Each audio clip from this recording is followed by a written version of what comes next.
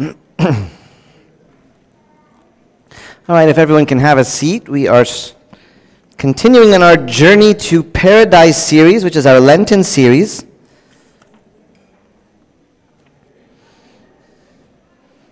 And we are studying during this Lent the wonderful book written by His Holiness Pope Shenouda III, the thrice blessed Pope Shenouda III.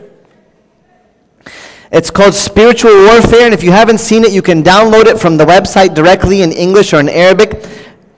Spiritual warfare is something that each and every one of us has to endure and go through, and it's important that all of us would be able to be wise during this war so we wouldn't be defeated and crushed by the enemy. This morning, what I want to talk to you guys about is a very, very important topic that His Holiness talks about in this war that we fight against Satan, and it's the war of the self, the war of self-love. You know, recently I saw somebody got one of these inspirational quotes about how we should love ourselves. And actually it's correct, but we have to love ourselves in the right way. And I think, I was speaking to some people yesterday, and I was telling them, and it's a news flash, and you have to accept it. You cannot love God and love yourself at the same time. You cannot experience God. I'm going to talk about what type of love of self. You cannot experience God as long as the self, or in Arabic we call it, it's actually it's a nice title in Arabic, it's called il-ana. It's the me. The ego, the self. This self and God, loving ourselves and loving God cannot go together. And you're going to understand why. I'm going to read a few passages, but I want us to understand exactly what do I mean by the love of self. There's two types of loving ourselves. There is the healthy way of loving yourself. The healthy way of loving yourself is loving your soul to be in its best position with God. St. Peter in his epistle talks about, when he's addressing women, he says, women, beware of adorning the outside. You know, putting on makeup and doing your hair, and adorn the inside. Don't make everything about your outward appearance, but make everything about the inner beauty within the soul. And so how do I love myself in a healthy way? It's by giving the self, the inside soul, what it needs, not what it wants. There is such a battle going on in you and me that there's this war between what I want and what I need. And 9 times out of 10, what I want is not what I need. And what I need is not necessarily what I want. How many of you guys have had that experience before? That even if it's fast, you're reflecting, you're saying, I want to eat. And I'm telling myself, no, you don't need to eat. What you need to do is to what? You need to pray. You need to think of yourself a little bit less. And so what you need to do is to fast from the self, from all the desires and wants of the self, in order to feed it in the right way with the things that it needs. You might say, well, what are you talking about? You see, there's all types of self-love that His Holiness talks about. It's when you are always pursuing the things that make you happy. I know a lot of things that can make me happy in the moment that would displease God for eternity. I know things that could make me happy now.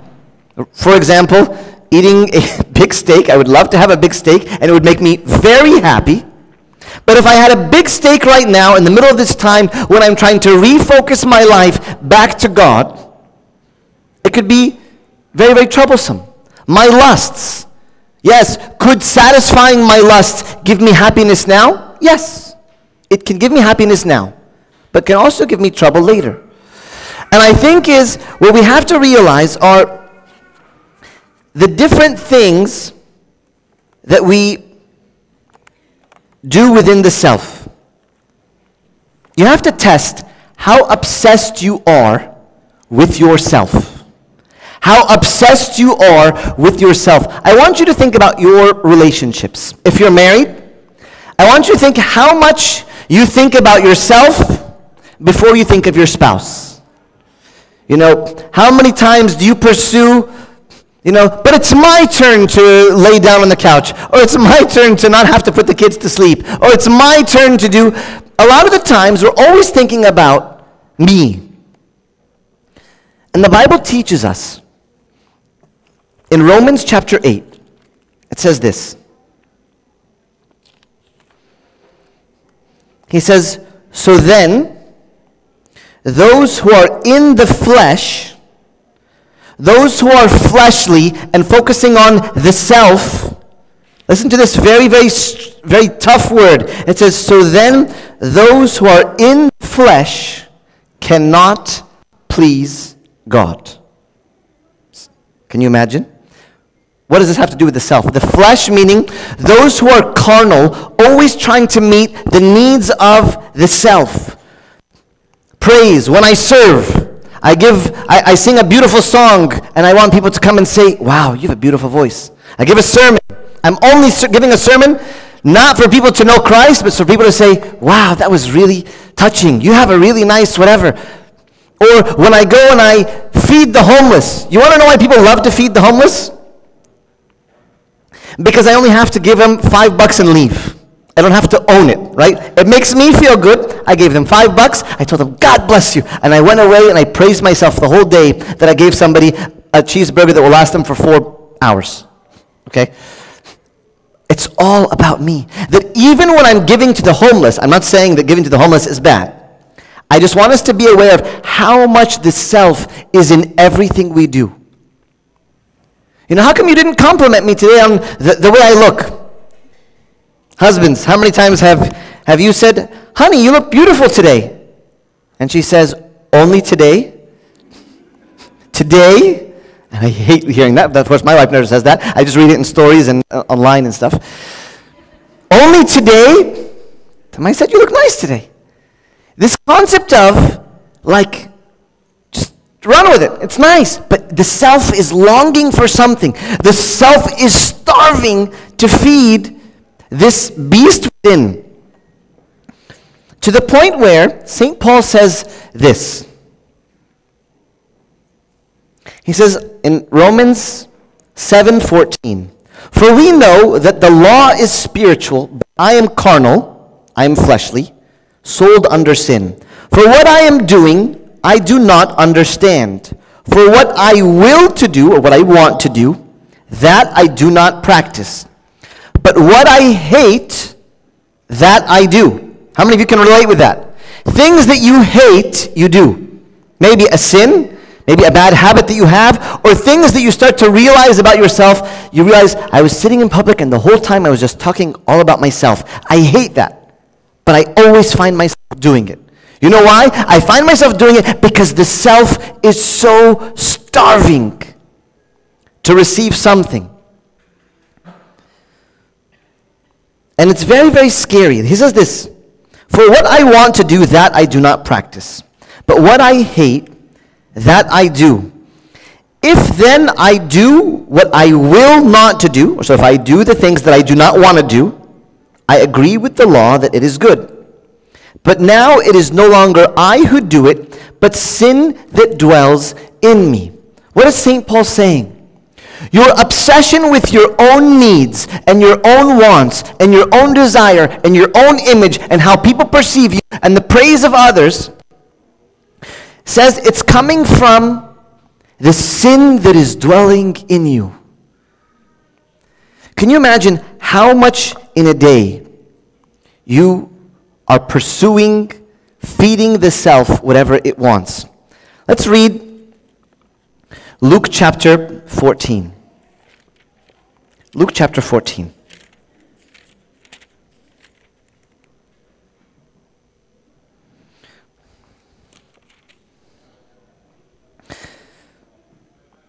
the Lord says, He's saying some words that sometimes when we hear it, we feel like it is very, very difficult to listen to.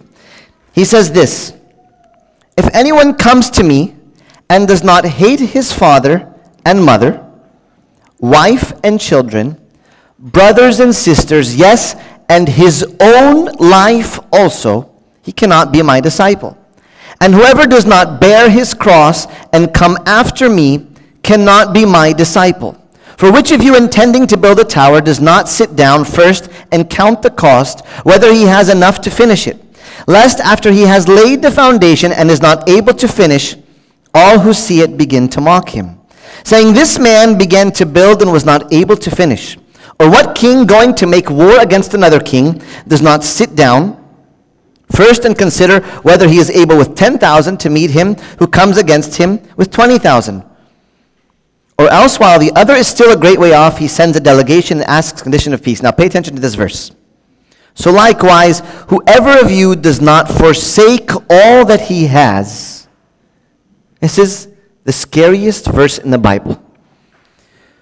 Whoever of you does not forsake all that he has cannot be my disciple. Is this your view of Christianity today? Is your view of Christianity today, we come, we have some coffee, we hear a nice liturgy, we sing some songs, we say hi to people, we have cookies and coffee, and then we go home. Maybe I'll read a chapter in the Bible, I'll say a prayer at night, and that's my faith. If you read the Bible, you realize that the Bible is all about being all about everything else other than yourself. It talks about serving others. The whole law says, love the Lord your God with all your heart and love yourself. The whole law, all the law of our Christian walk is love God with everything you have and love your neighbor. Love your neighbor as you would love yourself. If I were to step back and say, do I even live the Christian life? What would I say? Imagine if I told you that the cross, the concept of having the cross in your life is necessary to be called a Christian. What if I told you, you say, you know, I don't like this like difficult time. I don't want to have to struggle and fast and deny myself and serve others when I'm tired and wake up and give money when I don't have it. I don't want that stuff. Imagine if I told you today, none of you are Christian. Today, you're all kicked out of the Christian faith, okay? And then I told you, the only way to join the Christian faith is to be willing to carry your cross. What do I mean? In the early church, the cross meant something. If you were going to be baptized, when you signed up to be baptized, you signed up to die with Christ, not just in the dunking. You signed up saying, Lord, I'm going to give you my whole life. They say, be careful. If you become a Christian, they're going to kill you. And people would say, sign me up. So imagine if I told you Christianity today was this type of Christianity. I say you're not Christian, and the only way you can be Christian is if you carry your cross. How many of you want to sign up? How many of you think that matches the Christianity that you live today? That you will be otherworldly, not of this world. Not of this world, from another planet. You know, they used to describe Abraham as the man from the other side. He's a man that is not from our territory. He was a person that lived completely different. And when we describe Christians, there are people that are constantly selfless, serving one another, washing each other's feet, sacrificing. It's the whole concept of Christianity. If I say, well, I can't remember the last time I struggled to be a Christian. I woke up, I said my prayers, I went on my way in the HOV lane with my beautiful wife, and we went, and life was nice. No, but that's not the Christianity that you've signed up for. The Christianity that you've signed up for is that you would die. I know that's the ugly part. But what St. Paul says, that Christ would live. St. Paul says this famous verse, and I bet you anybody who reads the Bible and has come across this verse has underlined it and put a smiley face and put it as a Facebook post at some point in their life. St. Paul says, I have been crucified with Christ. What do you mean, St. Paul? He says, there's no St. Paul anymore. St. Paul decided that he was going to be just crucified and say, there's no St. Paul, nothing is about me. What's the rest of the verse? I have been crucified with Christ. It is no longer I who live, but he who lives in me. How many of you in your plans today after church said, okay, Lord, I'm not living for myself. What do we got today? What do we got today, Lord? How am I going to serve you today? How am I going to make this day about you and not about me? So let's look at our plans today. Where we're going to go out to eat, who we invited to go out to eat, where we're going to spend time in the afternoon, how I'm going to spend my evening relaxing and kicking my feet up on the couch and preparing because I have work all next week and I just want to relax. Is that a bad thing? No. It's not a bad thing. It's a normal thing. But Christians are not meant to be normal. And that's the problem today, is that Christians are just normal. They're just like everybody else. I was sharing with some people, my son had some boys playing, they were playing a basketball game, and it was getting really competitive. We had a tournament, and there was these really athletic kids. And some of the kids were not very good at all. Actually, they were absolutely terrible. And some of the good kids had bad kids on their team. And I was playing with some of the little kids on my team. I was playing against these kids. And this amazing kid, he's awesome. He passed it. It was like game point. He passed it to the kid that is terrible. He gave it to him, and he shot the worst shot that could have ever been shot in the history of the game. And he's like, good shot, man. Very simple. And he said, you know, these are all kids, they go to Christian schools, and they're good kids. And he was saying, good shot. Good try, buddy. And they lost the game. This kid is like very competitive. I mean, he wants to win, but I realized something inside of him was actually Christian. I was like shocked that there's Christians out there. That this 12-year-old boy who would have punched the kid that missed the shot because he lost the game said, good shot. It was a good try. I'm thinking, why did you even pass it to him? He's terrible. And he was thinking, no, but he wants to have fun too. Imagine a young kid being selfless. Somebody shared with me a beautiful story. I asked for permission to share it. Somebody was at like a swim meet, and they were swimming for championships. And they were going, and this kid was like going. He was past everybody. And he was about to win the swim meet. And he just kind of stopped in the middle of the water.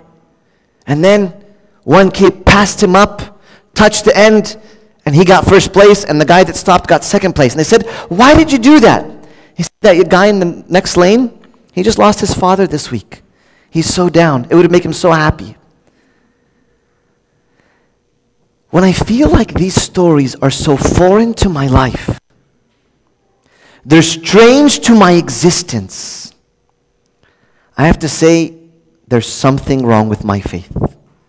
So as we call it a journey to paradise, the thing that is weighing you down is your selfishness. You are obsessed, and I am obsessed with myself, my comfort, my pleasure. This food makes me feel good. These people make me feel good. This whatever makes me feel good. How much time do I spend thinking, how can I make God feel good? Okay, how can I please God? And how can I make others feel good? You see, like I said, the self is our biggest enemy. Magnifying the self, making the self everything. Pope Shenouda writes, he quotes the verse by David the psalmist where he says, the king's daughter is all glorious within. The king's daughter is all glorious within, though her clothing is woven with gold and in robes of many colors. He's saying the king's daughter, or God's bride, God's child, who's so special to him, is the one that's glorious within. How many of you have been trying to adorn the inside? Saying, Lord, I really want that my words would be encouraging. I'm not an encouraging person by nature, but today I'm going to find people and I'm going to encourage them everywhere I go. I'm going to make sure, I was listening to people telling me how they take it upon themselves to find people in need to help them. A wonderful gentleman was saying how he was on a trip on a tour with people, and he found a single mother with some daughters who didn't have a father with them, who didn't have a male figure, and says, you know what, I'm going to be a father to them on this time. I'm going to help them carry their bags. I'll make sure that they're safe. I'll make sure that somebody's looking out for them. Wow. Where are the eyes of God within us? So what do I do to get rid of the self? I need a change of mind. Your whole mind, even the army, what is the motto of the army? Be all that you can be. Everything is all about you, which is great. It's not a bad thing. But at the same time, how many of us say, Lord, I want the mind that sees others. Somebody walks into the room, is dressed funny, has earrings and tattoos and whatever, and I look at them and I think, all these judgmental thoughts. How many of us think, if I had the mind of Christ, I would say, I would love for this person to feel at home here. I would love for this person to find a community of love and acceptance. Somebody said, Abuna, what's your view on on gay marriage? I said, you know the Christian view on gay marriage. And I said, so what about the gay people? I said, we need them all to come to our church. I said, what do you mean? I said, we need every gay person to come to our church. So they kind of paused. I said, can you explain? Every gay person should feel that they can be loved, that they can be accepted, that they can be at home, and that they could find the love that they're really searching for within. Maybe there's an emotional wound inside that has caused somebody to look for something else. I want them all to be here and say, we would love to serve them with our hearts, but that would take a lot of what? Selflessness. It would actually need to be a church full of Christians. He said, no, we're not that, Abuna. Please don't bring them here, because it would need a lot of Christians to be in this place to really love them. And I'm judging them. I don't know if we can bring them. Be careful. Be careful that your whole mind is about the self. Let's read what St. Paul says in Ephesians chapter 4. We need the renewing of my mind. I want my mind to think completely different than it already thinks. Right now, my mind is completely obsessed with itself. St. Paul says in Ephesians 4, verse 20 to 24, he says this, but you have not so learned Christ. If indeed you have heard him and have been taught him as the truth is in Jesus. Look, he's saying you haven't learned about Christ if indeed you have heard Jesus, and you have been taught by Jesus. Pay attention to this. If you have been taught by Jesus, as the truth is in Jesus, that you put off concerning your former conduct, the old man. What is the old man? That sinful nature within you. When he says put it off, he actually means put it to death. When you were baptized, when you came to baptism, what you signed up for, or your parents signed you up for, was that this old nature inside of you, the one that judges and hates and lusts and does this, would be buried in that water and never come out again. And that the new Jesus, the new person who looks like Jesus would come out. You say, okay, I want to be baptized again. Okay, you've already been baptized. You don't need to be baptized again. But there's a new baptism. It is the baptism of repentance and confession with your tears. Be honest with yourself and say, I am selfish. I'm obsessed with myself and I do everything I want for myself. And cry over that condition. He says, put off concerning your former conduct the old man which grows corrupt according to this deceitful lust. So this nature inside of you is actually becoming more and more corrupt. It's getting worse. If today you are jealous, tomorrow you are envious, and it's getting worse until you hate. And then your hatred becomes killing. And then nobody wakes up one morning and becomes a killer. But there's a lot of anger that was not treated. A lot of untreated spiritual diseases. The only way to kill those spiritual diseases is by self-denial. Guys, our Orthodox faith, it doesn't match a lot of the denominations out there anymore. We're intense. Look around you. Look at these pictures of people. You have Saint Damiana, who was martyred. She went to martyrdom. You have Saint George, who was tortured for 7 years, and he died 3 times in those 7 years. Okay, you have Saint Anthony, who moved out to the desert and gave his whole life to be alone with God, living in asceticism. You have Saint Mary of Egypt, who was a prostitute, who spent 17 years fighting against the passions in the desert. This is the church.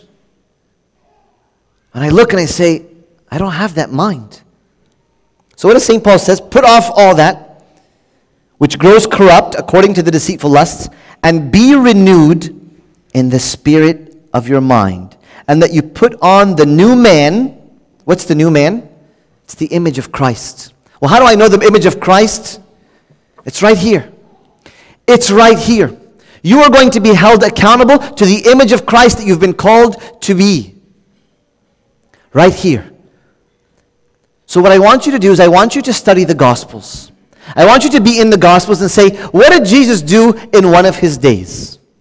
What did he do? One day he met with a leper, and then he went to a demon-possessed person, and then he went to reach out to people and heal the sick. In one day. And you say, has my day ever looked like that? To heal the sick? To those who are depressed, have I ever gone to somebody to heal the sick? Have I ever gone to somebody who feels like they are unclean because of sin, that I went to restore them and tell them the truth about God's forgiveness? Have I ever done that? Because that's the new image that we're called to. You say, okay, but I don't look like that. That's why we fast. The fast is taking a season in which you tell yourself, no more Abuna Paul. No more Paul. I'm going to be crucified with Christ. Abuna, that's so hard. Start with the food part. Start with the tongue. The book of James says, anyone who can control his tongue is a perfect man. If you can control your tongue, you are a perfect man. So maybe you can start in this fast by controlling the tongue. You say, I'm going to go to a gathering today and it's going to be a lot of gossip about whatever. I'm going to control my tongue. Paul, you're dead. You're crucified. It's no longer you who lives, but Christ in you. So what would Christ do in this situation? He would say something, but people are going to start attacking me. Oh, Christ was attacked. It's a different mind, and that is what people in the early church signed up for. So you today, of course, I don't have the authority to kick you out of Christianity, but you are kicked out of Christianity, and you have to decide whether you want to sign up for it again. This is the real Christianity. The one that thinks nothing is about me. Imagine St. Moses the Strong used to know that the older monks used to have a hard time filling up their water pots from a distance. So St. Moses the Strong would carry these like very heavy pots. He would go to the well miles and miles away and fill up all night the pots of the other desert fathers so that when they wake up, they had a pot full of water. Why did you do that, St. Moses? He says, because they're important. Then they said, okay, St. Moses, come. We have a monk who sinned. We need to come judge him. We need you to come with us, and we're going to judge him for what he did. St. Moses comes up with an idea. He fills a sack full of sand, and he begins to walk, and the sand is seeping out of the bag, and he's walking. And they said, what are you doing? You're making a mess. And he said, I'm coming here to judge another while my sins are behind me. I've forgotten about my own sins. I don't care about my spiritual self. I don't care about repenting over my own sins, but I can easily point out, did you see what that guy did last week? See what he did to his kids in the parking lot? Did you see what she said to her friend yesterday? Did you see what? We all have eyes. We have too many eyes.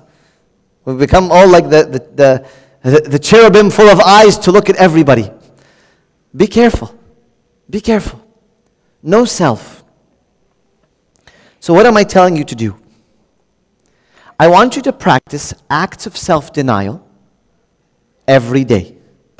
You're going to wake up in the morning and say, oh Lord, I'm going to be crucified with you today. No longer I who live.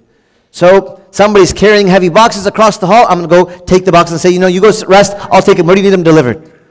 No, I got it. No, let me take it. I'd love the blessing. Somebody who, there's dishes in the sink and we're both sitting on the couch, we're both very tired. You kind of look and you say, we got a lot of dishes in the sink today. I'm going to go and wash those dishes in the sink. I'm going to be the one that is going to say, I'm dead. Don't worry about me. You live, I'm going to die. St. Paul says something beautiful in his ministry. He's talking about the people that he served. He says, so death is working in me, but life is in you. When I die, life sprouts out in others. 2 Corinthians chapter 4. So death is working in me, but life is in you. I want you to think about somebody that you might want to live. Somebody who doesn't have life. You say, maybe I will bear the cross of a disease. Maybe I will bear cancer so that people around me would be encouraged. Many people around me would get on their knees and be praying for a long season. And people would see the miracles of God. And people would see my faith. You say, but you're going to suffer so much. Say, but death is working in me, but life is in you. It's the mind of Christ. Jesus, save yourself from this hour. He says, no, I came for this hour. I came to die that they might live. That is the life of Christ. So today, in all simplicity, I want you to forget yourself. Maybe sit down with yourself and say, where are the places where I am obsessed with self? Maybe I am obsessed with how I look. Abuna, don't go there. Anything but that one. Don't talk about like how I dress. Be careful. Be careful. Your obsession with yourself causes you to look at others and compare and to judge and to feel insecure about yourself, which is not self-love, which is self-hate. We have to have this self-love that builds my soul, that makes me beautiful, like those that we celebrate in our church. Imagine John the Baptist. They came to John the Baptist, they said, tell us, are you the Christ? Just let us know. If you're the Christ, we are sold on who you are. John the Baptist was converting people. Everybody was being baptized. Everybody was coming back to God. They said, are you the Christ? The Bible says he confessed and denied. He denied and confessed and denied. 2 different times. He made sure that nobody says that he is the Christ. And a few verses later, he says, for you must increase and I must decrease. Where is your measure at? Increased or decreased? How much of your life is all about you? How much of your service is all about you? How much of your romance towards your loved one is all about you? I gave you the flowers so that you could love me back. I told you how pretty you are. You tell me how smart I am. And hey, I told you how pretty you were. Where's my compliment? What about, like, we're starving. We're starving. Put down the self, and your spiritual self will arise. The Spirit of God will start to take over your whole being, but the Spirit can't work against the self. It's either the self or the Spirit. Which one do you choose? Which one do you choose? You have a choice today to say with St. Paul, I have been crucified with Christ. It is no longer I who live, but he who lives in me. How many of you are tired to see yourself that Christ isn't working through you anymore? Your smile is no longer graceful. Your words are no longer encouraging. Your ways are all not who you used to be. Don't you want to go back to that person? Don't you want to go back to the person that was victorious in Christ? That وشه زي المسيح. His face is like Christ, or her face is like Christ. Don't you want that person again? Then there can't be self. That everywhere you go, you just bring joy to everyone. It can't be about yourself. You see, I promise you, next Friday, I am going to... No, today. And tonight. And tomorrow morning. And tomorrow afternoon. And tomorrow night. Because that's my new identity. That's why we do asceticism. Asceticism, I already have the Spirit of God in me. اللي هو حياة النسك. Asceticism means nusk. Asceticism is me saying, I have the Spirit of God in me, but I'm getting in His way. So I'm putting myself down, and the Spirit of God will come up. He'll begin to show Himself. So if you feel like asceticism is for the monks, no, asceticism is for all believers. That's why we fast. That's why we do mataniyas. That's why we weaken our flesh a little bit, because when the self goes down, the Spirit that is already in me, I'm not doing it to get something else. God is already giving me His Spirit, but He's not working because I, the self, am getting in the way of God. Because it's either me or Him. Who's king in my life? Me or God? Beware of the self-love. God has to be your aim. Last thing, who do you depend on? How many of you depend on your own gifts and talents? I'm a good salesman, I'm a good real estate person, I'm a good doctor, I'm a good this, and your whole life is built on counting on who you are in your own dependence. I depend on myself for everything. I'm a reliable person, I don't need God, I do everything on my own. You are in the most dangerous position. The most beautiful people are the ones that say, I can't do anything on my own, and I need God for everything. I need God for everything. I depend on God for everything. Even Solomon the wise. Solomon says this in 1 Kings chapter 3. When he becomes king, it says, Now, Lord my God, you have made your servant king instead of my father David, but I am a little child. I do not know how to go out or come in. I love that. Solomon, the king, chosen by God, the son of David, the greatest king ever, said, I'm only a little child. I don't know anything. That's you approaching God and saying, I'm only a little child. I can't do anything. I can't give myself a job. I can't give myself success. I can't raise my children. I can't keep my friendships. I can't get people to love me. Lord, I'm only a little child. Show me how I should walk. It's very simple. But just forget the self. Lent is a very ugly time. It's not a very fun time. It's raining outside. We're fasting. The food stinks. Good. It's a good time just to say, there's no weddings going on. Just forget about yourself for the next... I did the calculation. We are 34 days away from Lent, because 28th is Easter. We are 34 days away from Easter. 34 days. 34 days of fasting. That's nothing. We started at 55. 21 days have gone by of a fast, which is supposed to storehouse for the whole year, and I haven't even really started being all into it. 21 days. Let's go. Let's jump into it and say, Lord, no more self, but I want King Jesus to reign over my life. And glory be to God forever.